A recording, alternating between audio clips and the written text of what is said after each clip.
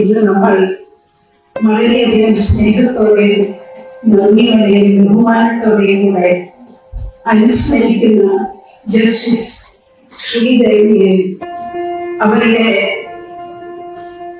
ഏകമകനും അതേ പാത സഞ്ചരിക്കുകയും ഇന്ന് ഹൈക്കോടതിയിൽ നീതിന്യായത്തിന് വേണ്ടിയിട്ട് ജസ്റ്റിസായി ജോലി ചെയ്യുന്ന ബാലാജി സാറ്, മറ്റ് നീതിയിലെ ബഹുമാനിയെ ഇവിടെ കൊണ്ടിരിക്കുന്ന എല്ലാ വ്യക്തികൾക്കും ഞാൻ പേരെടുക്കുന്നില്ല, എല്ലാവർക്കും എന്റെ സ്നേഹം. ഞാൻ ഈ ഗ്രാമങ്ങളിൽ താമസിച്ചപ്പോഴാണ് ഈ വ്യാപാരി വർഗവും സാധാരണ ജീവിതത്തിൽ തമ്മിലുള്ള ബന്ധം. ഇന്ന് നമ്മൾ കോർപ്പറേറ്റ് സെക്ടറിൽ ഇത് തുടർന്നുകൊണ്ട് പോവുകയാണ്. അന്ന് ഫസ്റ്റ് കമ്മ്യൂണിയൻ ഞാൻ ഒരു വരമാണ് ചോദിച്ചത്. എന്നായിരുന്നു എന്നോട് പറഞ്ഞത്? യേശു അവിടെ വൃത്തികേടാ, പക്ഷെ ഇത് വൃത്തിയാക്കുകയാണ്. പക്ഷെ അദ്ദേഹത്തിന്റെ ആ വീറും ചുമയും എന്നെ ഒത്തിരി ആകർഷിച്ചു. അന്ന് ഞാൻ പറഞ്ഞത്, എല്ലാവരും പറഞ്ഞു ഈ സ്വാദ്യം വരുമ്പോ എന്തും ചോദിക്കുക, അത് സാധിക്കും. അത് സാധിച്ചു. അന്ന് ഞാൻ പറഞ്ഞു, എനിക്ക് നിന്നെ പോലെ ചുണയും ധൈര്യവും ഒക്കെ തരണം, അപ്പൊ ഞാനും കാണിക്കാം. എന്നാ ഇത് പിടിച്ചോന്നന്ന് പറഞ്ഞു കാണും. അത് ഞാൻ ശരിക്കും അനുഭവിച്ചത് 2.5 വർഷം മുമ്പ് സെക്രട്ടേറിയറ്റിന്റെ മുന്നിൽ മഴയും വെയിലും കൊണ്ട് 18 ദിവസം നിരാഹാരം കിടന്നപ്പോൾ ഒരുപാട് തരത്തിലുള്ള ആളുകൾ, സന്യാസിമാര്, കുട്ടികൾ, സിനിമക്കാർ എല്ലാവരും ഒത്തുകൂടിയപ്പോൾ എനിക്ക് തോന്നി നല്ല മനുഷ്യ സമൂഹം, വിടവില്ലാത്ത ഒരു മനുഷ്യ സമൂഹം അങ്ങനെയാണ് എന്റെ ചുറ്റുപാടുകൾ. ഇനി ഈ സ്വപ്നം വെച്ചുകൊണ്ട് ഇങ്ങനെ എവിടെ പോകണം, എല്ലാവരും ഞാനൊരു നിശ്ചിത ഒരു ഇൻഫീരിയർ കോംപ്ലക്സ് ഒക്കെയാണ് ഞാൻ വളർന്നു. എനിക്ക് ആരോട് പ്രമേയത്തെ പറ്റി പറയത്തില്ല, ആരും എന്നെ മനസ്സിലാക്കുന്നില്ല. പിന്നെയാണ് ഈ മിഷണറിമാരെ പറ്റി മനസ്സിലാക്കുക. അല്പ വസ്ത്രം ധരിച്ചവരെ മരത്തിന്റെ അടിയിൽ പഠിപ്പിക്കുന്നു. അത് കണ്ടപ്പോൾ എനിക്ക് തോന്നി അവരെ പറ്റി ഒരു 2 വരി ഒരു പാട്ടിൽ എന്നെ ആകർഷിച്ചു. കാറ്റും മഴയും വെയിലും മഞ്ഞും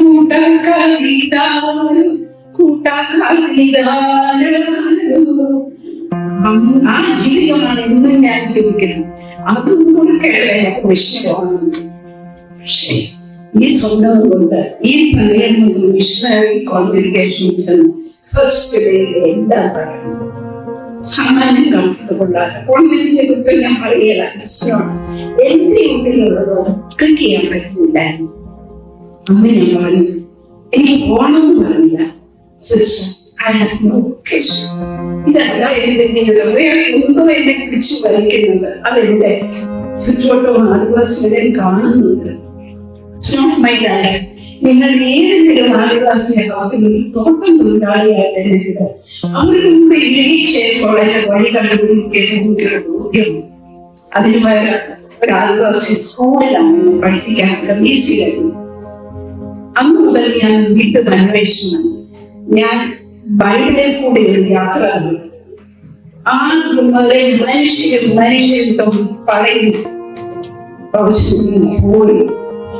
ദൈവം ഓരോരുത്തരെ പ്രവാചകന്മാരെ വീണ്ടും വിട്ടിട്ട് ശരിയാണ്. അവസാനം ദൈവം തന്നെ തീരുമാനിക്കണം നമ്മുടെ ഒരാൾ അവരുടെ ഇടയിലേക്ക് അവരുടെ ഒന്നാണ്. അങ്ങനെയാണ് ശൂന്യനായിട്ട് ഇക്കൊണ്ടാക്കാൻ എന്നെ പോയി. ആ മനുഷ്യൻ വീണ്ടും ഈ താഴേക്കിടയിൽ ജീവിച്ചുകൊണ്ട് വീണ്ടും പഠിക്കാനും അവസാനം ഉത്തരവില്ലാതെ പോയി മൗനമായിട്ടിരുന്ന് പ്രാർത്ഥിച്ച് ധ്യാനിച്ച് തിരിച്ചു വന്ന് ഉറക്കെ പറയുന്ന ഒരു ശബ്ദമുണ്ട്, ഞാൻ എന്തിനാണ് വന്നത്?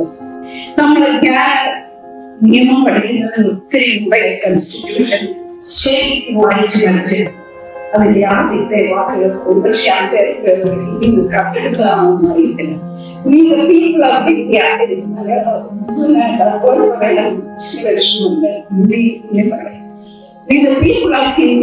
Have solemnly resolved to constitute India a sovereign, social, secular, democratic republic and secure to all its citizens. Justly, social, economic, and political, liberty of thought, belief, faith, worship, and expression, equality of status and opportunity, and to promote among them all fraternity, സാഹോദര്യം എല്ലാവരുടെയും ഇടയിൽ, and promote among them all fraternity, assuring the dignity of the individual. വളരെ important ആണ്. ഓരോ വ്യക്തിയുടെയും അംഗം സുനിശ്ചിതമാക്കിയിട്ടുണ്ട്. In our Constituent Assembly, this 26th day of November 1949, enact, adopt and give to ourselves this Constitution. ഇത് രണ്ടും കൂടി ഒരുമിച്ച് എനിക്ക് വായിച്ചു കഴിഞ്ഞപ്പോൾ എന്റെ പ്രണയത്തിന്റെ ലക്ഷ്യം മനസ്സിലായി. What I should do.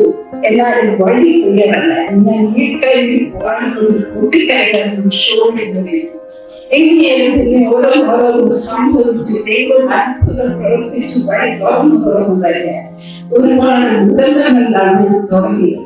അവിടെ ആ പോരാട്ടം നേഴ്സിംഗ് പഠിച്ചു.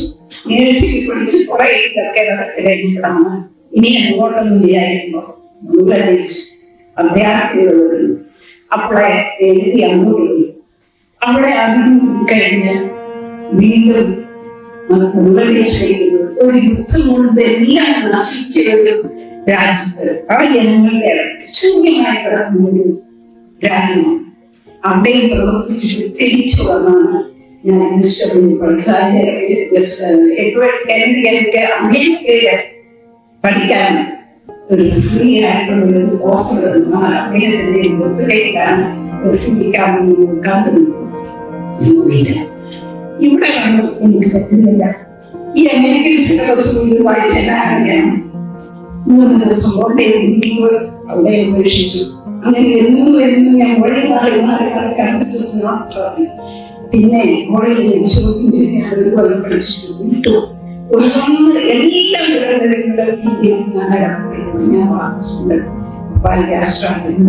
പ്രളയം, സുനാമി, ഇതൊക്കെ കഴിഞ്ഞ് ഞാൻ 7 വർഷം തിരിച്ചു വരുമ്പോൾ എന്റെ കോളേജിൽ വളരെ നല്ല എവിടെയെങ്കിലും പോയി ആദിവാസികളുടെ ഞാൻ വരുന്നത് എല്ലാം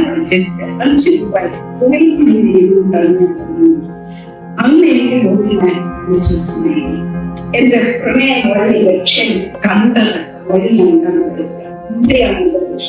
അവിടെ ജനിച്ചു. ഓരോന്നില ആദ്യമായിട്ട് നിയമപരമായിട്ടാണ് ഇടപെടാൻ അവസരം ഇപ്പോഴൊക്കെ ചെയ്ത് അങ്ങനെ ഞാൻ ഇവിടെ അവസാനം ഈ കാസർഗോഡ് ഹിന്ദു സർക്കാരിന്റെ ഒരു സമരത്തിനും അതിനു മുമ്പ് ഞാൻ അവിടെ കയറിയെടുക്കാൻ ഈ കേരളത്തില് ഇങ്ങനെ ഇത്രയും വർഷം 20 വർഷം ഈ ഭീകര വർഷം ഹെലികോപ്റ്റർ വഴി അടിച്ചുവിട്ടാൻ ജന്മങ്ങള് ഇതെന്നെ പഠിച്ചോ 150 വർഷം വരെ ഇത് തുടരും. അതിനിടവിട്ട് കഴിഞ്ഞപ്പോഴാണ് എനിക്ക് മനസ്സിലായത് എന്റെ പ്രണയ സാഹചര്യം. എന്നാൽ ചിലർ പറയാതിരിക്കാൻ വേണ്ടി വെറും മനുഷ്യനാണ് പറയാൻ അവരെ നോക്കിക്കൊണ്ട് 2-3 കുട്ടികളെ നോക്കിക്കൊണ്ട് ഇരിക്കുന്ന അമ്മ ഇങ്ങനെയുള്ള ഒരു കുട്ടികളായതിന്റെ പേര് ഭർത്താവ് ഉപേക്ഷിച്ച് ആ കുട്ടികളുടെ ചുണ്ടലയും ജീവിക്കുന്ന അമ്മ 2-3 കുട്ടികളെയും കൊണ്ട് ഞാൻ സഹനത്തിലിരുന്നപ്പോൾ അമ്മയോട് പറഞ്ഞു എന്റെ കൂടെ ഇരിക്കാനായിട്ട് രാത്രി മുഴുവൻ യാത്ര ചെയ്ത് മോനെ വെച്ച് മോളയിൽ കൊടുക്കുന്നു. ആ മോൻ ഇങ്ങനെയാണ് യുദ്ധത്തില്ല, നാട് പുറത്തേക്ക് സംസാരത്തില്ല, പക്ഷെ സ്നേഹിക്കാൻ വഴിക്ക് ആമങ്ങളും കാരണം റെയിൽവേ സ്റ്റേഷനിലൊക്കെ ആളുകൾ പൊട്ടൻ ഓട് എന്റെ മോനാരെയും ദ്രോഹിക്കാൻ അറിയില്ല, സ്നേഹിക്കാൻ അറിയില്ല. വേഷം, കോലം, രൂപം ഒരു പക്ഷേ ഇതെല്ലാം കൊണ്ട് 4 സ്ഥിതിക്ക്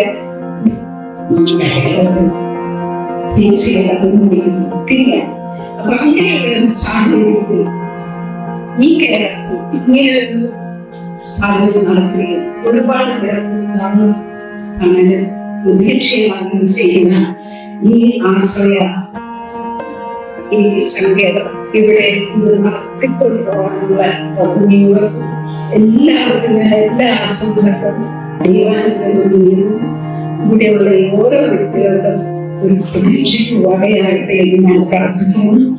എനിക്കിവിടെ വരാനും ഈ അവാർഡ് തരാനും ഒക്കെ ഞാൻ ജസ്റ്റിസ് അറിഞ്ഞില്ലാരും അറിയാൻ ശ്രമിച്ചു. എനിക്ക് യോഗ്യതയൊന്നും ഞാൻ കാണുന്നില്ല. എന്നാൽ ഇതില് എന്നെ തിരഞ്ഞെടുക്കാൻ ഇടയായ ഓരോരുത്തർക്കും നന്ദി പറയുന്നു. ഈ അനുഭവം തന്ന നിങ്ങൾക്കെല്ലാവർക്കും നന്ദി. ഞാൻ ഓർത്തൊരു അനുഭവമായിട്ട് പറഞ്ഞു.